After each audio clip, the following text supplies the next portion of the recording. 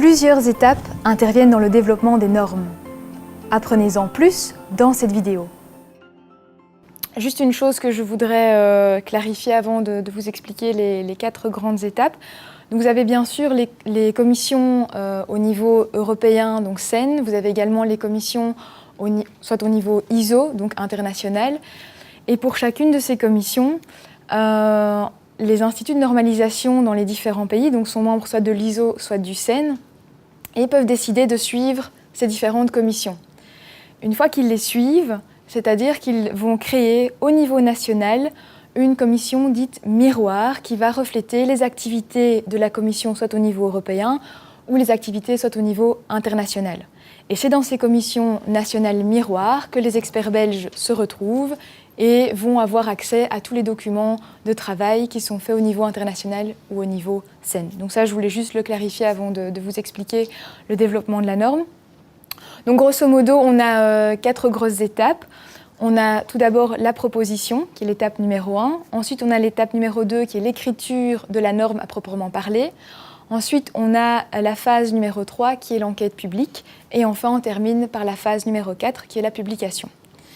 Alors, dans la proposition, donc la phase numéro 1, qu'est-ce qui se passe en fait ? Eh bien, on reçoit souvent une proposition de création de normes de la part du marché.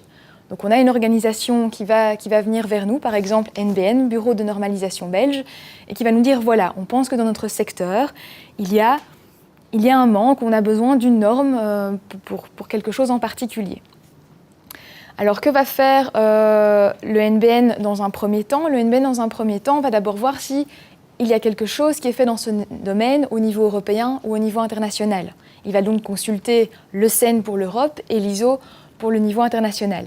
S'il y a quelque chose qui est fait, le NBN va inviter la partie prenante belge à se rattacher à la locomotive en marche au niveau européen ou au niveau international et de suivre donc le développement de la norme à ce niveau-là.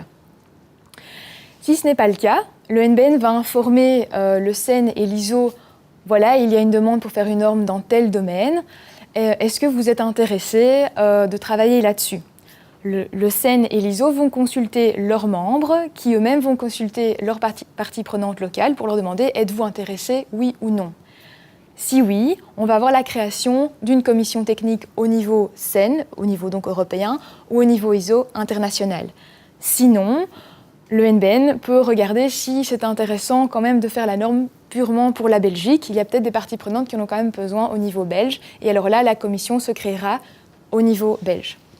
Donc ça, c'est pour la partie vraiment proposition. Ça vient vraiment du marché, on vient nous demander pour créer une norme. Ensuite, quand la commission au niveau européen ou au niveau ISO est créée, on va passer à l'écriture de la norme. Et là, vous avez différentes étapes qui vous seront expliquées plus en avant, donc jeudi matin. Différentes étapes qui donc jalonnent cette écriture de la norme. Une fois qu'elle est plus ou moins complète, plus ou moins écrite, qu'on a un document valable, je dirais, on va passer à l'étape numéro 3, qui est l'étape de l'enquête publique. Donc il faut savoir que quand la norme est écrite, les documents de travail sont donc soumis aux différentes commissions nationales miroirs, qui vont refléter toutes les activités, et elles vont commenter ces documents, elles vont voter dessus, et tout ce feedback est envoyé à la commission au niveau européen ou au niveau international.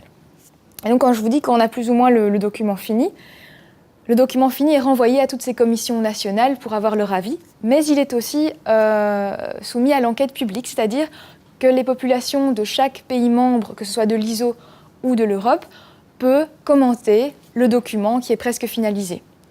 Donc ici, dans le cadre par exemple d'une norme européenne, il faut savoir que l'enquête publique dure plus ou moins 12 semaines, et on laisse plus ou moins à la population belge la possibilité de consulter cette norme sur le portail du NBN pendant plus ou moins 2 mois, moins 1 jour, donc en gros on va dire 8 semaines. La population belge peut regarder le document et peut faire des commentaires.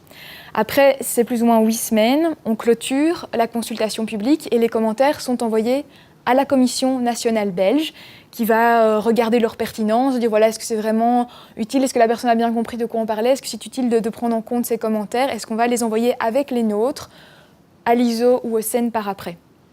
Donc oui, non, voilà, il y a un travail qui se fait à ce niveau-là et tout ça est renvoyé vers le CEN ou vers l'ISO à la fin de l'enquête publique.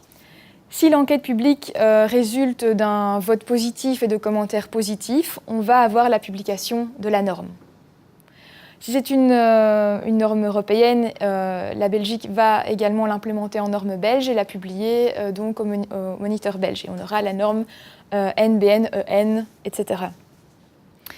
Si par contre l'enquête publique révèle que les gens ne sont pas d'accord avec la norme, aussi que les différentes commissions nationales miroirs ne sont pas d'accord, eh bien donc il y a un refus sur ce document presque final.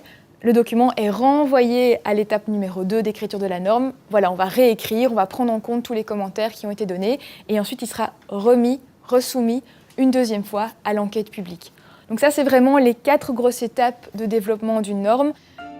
Vous souhaitez en savoir plus sur le développement des normes? Inscrivez-vous sans tarder à l'une de nos formations au NBN.